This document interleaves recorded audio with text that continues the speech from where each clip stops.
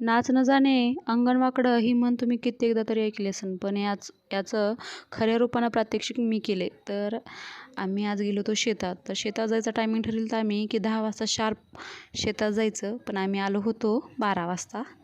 त्यातल्या त्यात आम्हाला काय म्हणते त्याला, करडीचं बी लावायचं होतं, जेणेकरून भाजी खायला येईन. जी हिरवी करडीची भाजी खाल्लेली शरीरासाठी चांगली असते म्हणून. मग आम्ही कसं केलं, मी एक बी घेतलं आणि लावायला असं चालू केलं. मग मला ती कळालं नाही, मग मी थोडं टाकलं आणि माती सावरण्याचा प्रयत्न केला. तर त्याने माझ्याकडं हसत होते आणि मग पुन्हा म्हणले, चल मी तुला दाखवतो की करडीचं बी कसं लावतात, म्हणजे भाजी येण्यासाठी.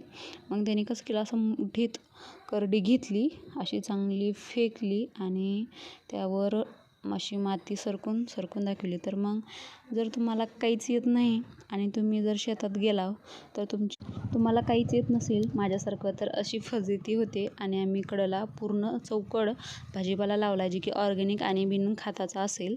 आणि ह्याचा पूर्ण ब्लॉग म्हणजे शेतात गेल्याचा मी यूट्यूबवर नक्की टाकणार आहे, ते तुम्ही पहा. Thanks for watching. Like, share, subscribe.